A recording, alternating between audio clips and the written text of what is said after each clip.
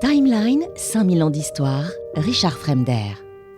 De la semence surgit alors des dizaines d'hommes armés de la tête aux pieds, les Spartes, qui s'entretuent jusqu'à n'être plus que 5. Cadmos et les survivants du combat forment ensemble sur le champ de bataille la ville de Thèbes. Les dents du dragon sont ensuite données au roi de Colchide par la déesse de la sagesse qui les transmet lui-même à Jason, héros des Argonautes. En guise de test, il lui demande de planter les dents, ce que Jason fait immédiatement. Il se retrouve ainsi, à son tour, face à une armée de soldats qu'il combat jusqu'au dernier pour témoigner de sa bravoure. D'après ces légendes, il devient finalement clair que le dragon n'a rien d'une simple créature mythique. En fait, il symbolise, dès l'époque antique, le défi insurmontable que l'homme doit absolument affronter pour mériter de vivre dans une société harmonieuse. C'est donc en ça que, aussi universel soit-il, le dragon reste continuellement ambigu en tout point, tantôt créant l'univers, tantôt le mettant en danger. La meilleure représentation de son ambiguïté apparaît, toutefois, il faut le dire, sous la forme du serpent Jormungandr. Pardon pour la prononciation. Dans la grande mer extérieure, lieu de tous les dangers de la mythologie nordique, les Vikings sont des navigateurs quand même, vit le grand serpent de Midgardr, Jormungandr. Là, il se mord la queue en serrant dans la boucle de son immense corps les mondes de Midgardr et d'Asgard réunis. Un jour, il relâchera son étreinte et le Ragnarok, la fin des mondes, éclatera. Résultat, le grand serpent est une figure complexe à la fois chargée de veiller sur l'univers en assurant la cohésion des mondes humains et divins, mais aussi malheureusement responsable de leur destruction. Aussi protecteur que prédateur, voilà qui est le grand dragon de la mythologie nordique. Pensez donc aux proues des bateaux vikings qui prennent toujours la forme d'un monstre ou d'un autre.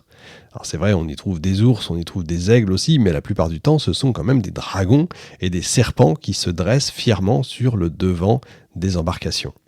Ces figures sont en fait destinées à effrayer les landvettir, esprits protecteurs des territoires, afin de faciliter les opérations commerciales ou prédatrices des marins nordiques. Le dragon devient alors le symbole de la puissance et de la prospérité viking, en s'assurant que toute résistance ennemie serait abandonnée sous couvert de la peur. Parce que oui, rappelons-le, l'attraction si universelle, il faut le dire, que l'espèce humaine cultive envers les dragons se comprend d'un point de vue psychologique et anthropologique par un certain rapport que l'homme entretient en fait avec sa peur.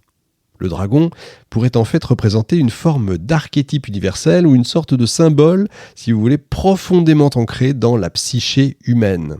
Vous avez Carl Jung, le psychanalyste, qui considère d'ailleurs la créature comme la manifestation de l'inconscient collectif, qui reflète les peurs et les désirs communs à l'humanité. Pour l'anthropologue, le dragon représente en fait un amalgame de toutes nos peurs primaires. Et vous avez comme ça le corps sinueux du serpent, les ailes de l'aigle, les pattes et les crocs du félin qui se combinent dans notre esprit pour former une créature redoutable qui nous reste pour autant finalement très familière. Dans certaines cultures, cet étrange mélange pousse les hommes à vénérer la créature finalement si puissante, fascinante et terrifiante qu'elle ne peut que pousser au respect le plus complet. C'est comme ça que chez les aborigènes d'Australie, le serpent arc-en-ciel joue un rôle crucial dans la création du monde, non pas quand il est vaincu, mais par son action même. En fait, il est dit que ce sont les ondulations de son corps sinueux qui ont dessiné le lit de tous les fleuves. C'est joli. Au Mali, le peuple Dogon place le serpent Lébé au cœur de sa mythologie. Il est considéré comme la réincarnation du premier ancêtre et se rapporte donc directement à la parole créatrice.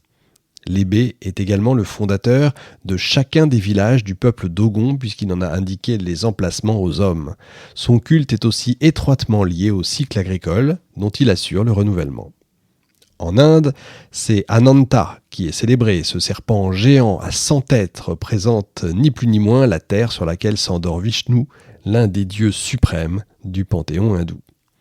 Mais si certaines civilisations affrontent leur peur en choisissant d'en faire un être suprême, finalement bienveillant, d'autres peuples réagissent différemment face à la terreur incontrôlable et primaire qui s'empare des esprits.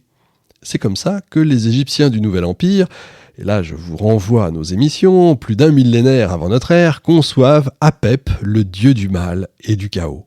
On l'appelle aussi Apophis, ce serpent géant aux allures de dragon qui est le principal rival de Ra, le dieu du soleil et de la lumière. Chaque nuit, alors que Ra finit sa course quotidienne en plongeant dans le monde souterrain, emmenant avec lui le soleil vers l'est pour se préparer au petit matin, Apep passe à l'offensive. Chaque nuit, les forces du mal convoquées par la divinité serpent affrontent les dieux protecteurs de Ra, et donc chaque nuit, le monde manque de tomber dans le chaos le plus total.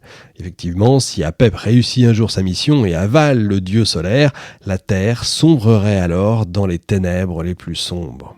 On comprend mieux pourquoi les Égyptiens le craignent autant. Au moment des inondations, de séismes ou de tempêtes, c'est d'ailleurs Apep qui est déclaré coupable. Il est admis que ce sont les vibrations et encore une fois les ondulations de son corps gigantesque qui causent les raz-de-marée et des séismes lors de ce déplacement en fait de l'être dans le monde souterrain. Les éclipses solaires sont vues comme les instants terrifiants où le seigneur du mal réussit à avaler Ra juste avant qu'un autre dieu ne le libère, et les violents orages sont la conséquence des combats titanesques qui opposent Apep au dieu Seth. Ainsi, ce dieu presque satanique, entièrement dévoué au mal et au chaos, permet à la civilisation égyptienne de donner un sens aux catastrophes qui les entourent, et donc, si vous voulez, quelque part, de les démystifier. Le dieu a d'ailleurs sûrement germé dans l'imaginaire égyptien pendant l'importante période de troubles qui a fait tomber l'ancien empire. On va toutefois nuancer le propos en rappelant qu'Apep reste un des composants originels de l'univers, sans lequel, encore une fois, l'équilibre du monde est perturbé. L'ordre et la lumière n'existent en effet qu'en contrepoids des ténèbres et du chaos. C'est intéressant, on pourrait passer des heures à faire de la philo là-dessus. Apophis, bien qu'étant l'essence même du mal, participe donc à l'équilibre général et devient alors indispensable à l'univers. De quoi rappeler, encore une fois, le rôle ambigu du serpent Jormungandr dans la mythologie nordique. Apep est lui aussi surnommé l'encercleur du monde.